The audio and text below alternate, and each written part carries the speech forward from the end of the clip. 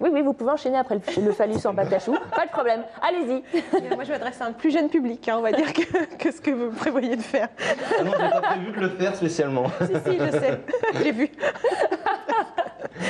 Donc, sans transition aucune, Allons-y. à Paris, vient d'ouvrir une expo, vient d'ouvrir un musée, le musée des arts ludiques. Ça va être horrible d'enchaîner là-dessus. Ah, j'aime beaucoup. Ah, ça y est, c'est le fou rire de Magali, je sais pas. Qu'est-ce que vous faites, Magali? C'est le mot phallus? Phallus? Oui, c'est ça, je sais pas. J'imaginais la pâtisserie, enfin bref. Ça marche à tous les coups. Alors, allons-y, on Je vais parle dérougir, ça va aller mieux. spécial chronique enfant, on parle donc de Pixar.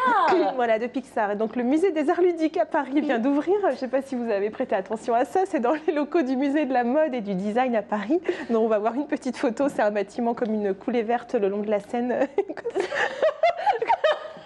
Coulée verte, maintenant, qu'est-ce que... Voilà, non, voilà, une grande chenille verte le long de la Seine. Par les architectes Jacob McFarlane. J'en perds ma voix, excusez-moi. Et donc, à l'occasion de l'ouverture de ce musée, il y a une expo qui inaugure le musée qui s'adresse... Arrêtez de me regarder. Regardez Fabrice de fois. Donc, l'exposition qui inaugure le musée des arts ludiques est une exposition sur les studios Pixar. Voilà, là, on voit l'affiche de l'exposition qui dure jusqu'à... Donc, qui a démarré en début de semaine et qui dure jusqu'à début février, mais je vais y arriver. Et donc, les studios Pixar, je ne sais pas si vous connaissez, ce sont eux qui ont fait les films d'animation mondialement connus, qui ont été récompensés notamment par des Oscars, comme Nemo, Cars, Monstres et compagnie, etc. Et donc, je me suis dit, puisque l'expo, elle, s'attache vraiment à la création des personnages et à l'animation proprement parlée, voilà, là, on voit tous les petits personnages Pixar. Ah, ça y est, non, arrêtez de me regarder. Je fais rien, c'est terrible. Qu'est-ce qui se passe? Je personnifie le phallus en pâte d'achou? Qu'est-ce qui se passe? On l'avait annoncé, hein, on avait dit que ce serait une chronique de 6 minutes, ce sera donc une chronique de 17 minutes, n'est-ce pas? Non, je vais y arriver, je vous assure. Donc l'exposition sur les studios Pixar s'attache à démontrer le côté animation. Arrêtez de me regarder, Émilie. L'animation et la création des personnages. Moi, j'ai choisi de m'attacher plutôt au décor, en fait, à l'architecture du dessin animé.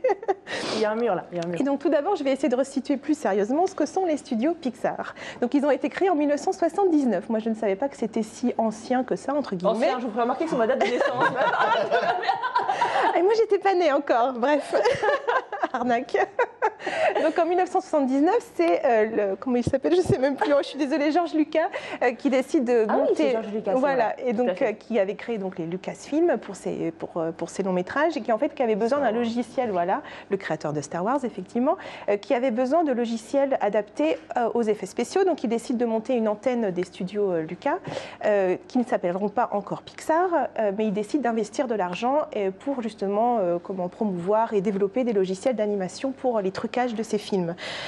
Pendant plusieurs années, ça va vivoter, on va dire, et en 1983, George Lucas divorce, donc ça peut paraître anecdotique, mais en fait, il va être complètement ruiné, donc décide de revendre cette branche de sa société, de son activité, à un certain Steve Jobs, qui, à l'époque, décide, lui, par contre, d'investir des millions et des millions pendant plusieurs années. Il va tenir cette société à bout de bras. Steve Jobs, on le rappelle juste, c'est le fondateur d'Apple. Oui, le fondateur d'Apple, ça paraît évident pour les geeks comme moi, mais...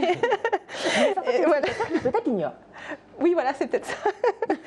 Bref, et donc en 1986, sous l'impulsion de Steve Jobs, ces studios deviennent officiellement les studios Pixar et donc vont se développer d'année en année, vont surtout travailler dans la publicité dans un premier temps. Et donc le géant Disney, lui, lorgne ça d'un œil très sérieux en se disant que ces petits gamins-là qui bidouillent des petits logiciels d'animation pourraient peut-être effectivement être l'avenir du dessin animé, et grand bien leur en prend, puisqu'au début des années 2000, Disney signe un contrat en or avec Pixar pour développer 3 longs métrages à l'époque, dont le premier sera le fameux Toy Story qui fera date dans les films d'animation.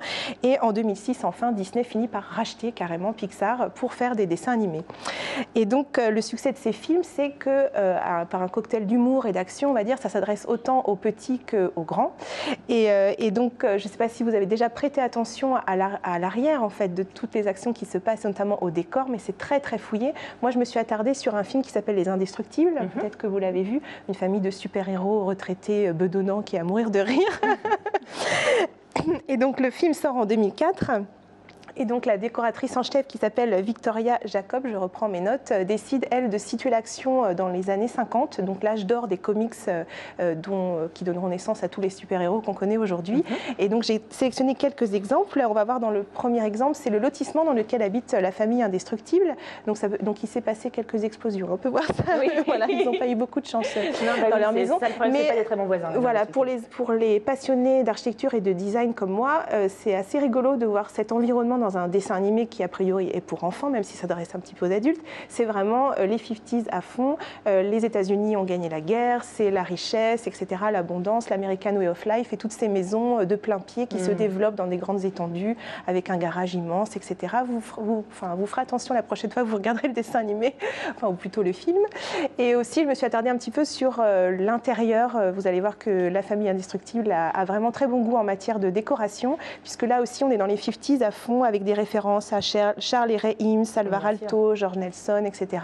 Voilà, les claustras entre l'entrée et le séjour, par exemple, du mobilier très épuré, qui redevient à la mode aujourd'hui, c'est assez rigolo.